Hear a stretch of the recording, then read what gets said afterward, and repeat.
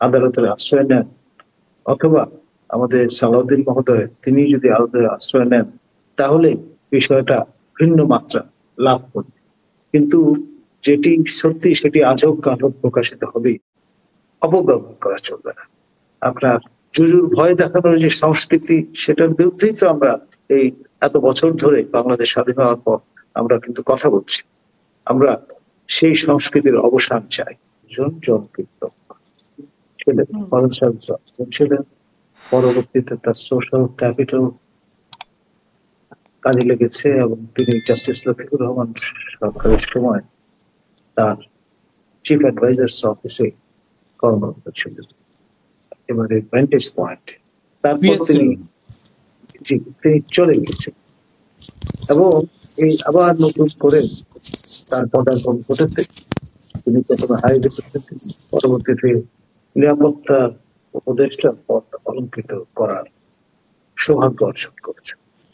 এখন ধরুন মার্কিন মূল্যকে তার স্থাবর অস্থাবর সম্পত্তি আছে, এটি অনেকেই জানিয়েছেন আমাকে। আমেরিকান রেজিম যেভাবে পরিচালিত হয়, সেখানে আপনার প্রাইভেসি ম্যাটার করে। ব্যক্তি তিনি মার্কিন নাগরিক নন, এই ব্যাখ্যা কিন্তু মার্কিন সরকার দেবে না, এটা তিনি খুব ভালো করে জানেন। সেই জন্যই আদালতের ঘাড়ে ঠেলে দিয়েছেন বিষয়টা। ওদের শ্রদ্ধেয় সাবেক জনকীর্তক, সাবেক মন্ত্রী সালাউদ্দিন মহোদয় না বুঝে আপনার বালখিল্যর আশ্রয় নিয়েছেন, এটা বলার কোন সুযোগ নেই। বুঝে শুনে জেনে শুনেই বলেছেন এবং বিষয়টি ম্যাটার করে পাবলিক ডোমেইনে, সেই জন্য তিনি সেটি হাজির করেছেন। আর যে চ্যালেঞ্জ করে দিয়েছেন ডক্টর খলিল, তিনিও খুব ভালো করে জানেন যে মার্কিনীরা কখনো স্পষ্ট ব্যাখ্যা দেবে না, সেই বাতাবরণটি তিনি কাজে লাগিয়েছেন। সুতরাং পুরো বিষয়টি এখন আদালত প্রকৃতির হয়ে গেছে।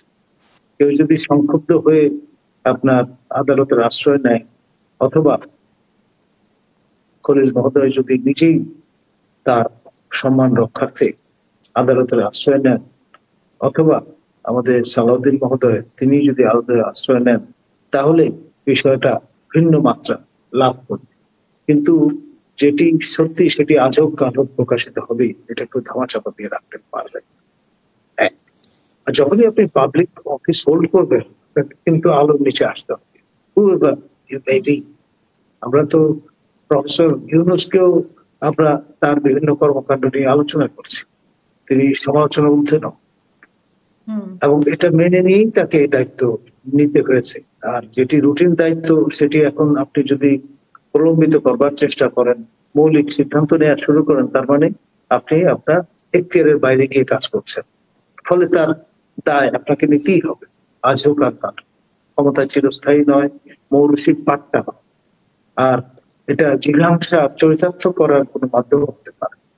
আপনি যেহেতু নিগৃহীত হয়েছেন, সুতরাং এখন আপনার সুযোগ এসছে, আপনি প্রতিশোধ নিচ্ছেন। No, that shouldn't be the spirit.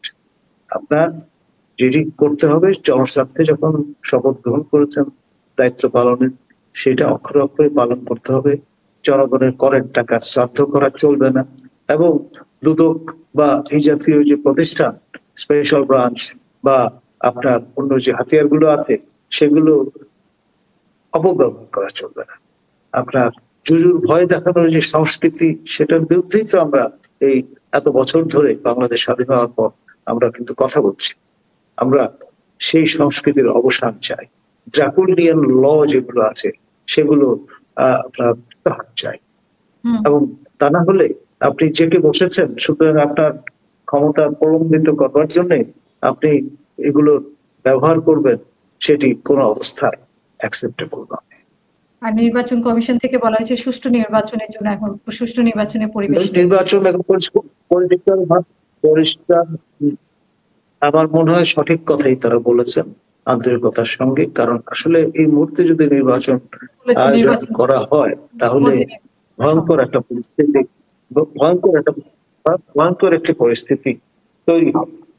আর এই নির্বাচন কমিশনের অধীনে নির্বাচন হবে কিনা, সেটা নিয়েও কিন্তু অনেকের সন্দেহ আছে। তো ফলে তারা যতদিন আছেন, দায়িত্ব নিয়েছেন, তারা তাদের মতো করে বক্তব্য রাখবেন, এটাই তো স্বাভাবিক। দেখুন, আপনার এই ধরনের বক্তব্য দিয়ে আমাদের যে মাস, যারা এখনো ক্রিটিক্যাল মাসে রূপান্তরিত হয়নি, তাদের পথ দেওয়া সহজ। আসলে কানেক্টিভিটির যুগে যত বেশি কানেক্টেড থাকবেন, তত বেশি উভয় পক্ষের জন্য বেহেতের। এখানে আড়াআড়ি প্রক্রিয়া যদি আমরা একবার শুরু করি, এটা কোথায় গিয়ে আমাদের ঠেকাবে সেটাই সহজে অনুমান করা যায়। দেখুন, আমাদের শ্রদ্ধেয় অগ্রজপতি পাটোয়ারি মহোদয় খোলামেলা ভাষায় এবং খালেজ দিলে যে আহ্বান জানিয়েছেন, তাতে যদি প্রফেসর সাড়া দেন, তাহলে তিনি বাঁচবেন, দেশও বাঁচবে। তা না হলে কপালে সবার খারাপই আছে। অসংখ্য ধন্যবাদ।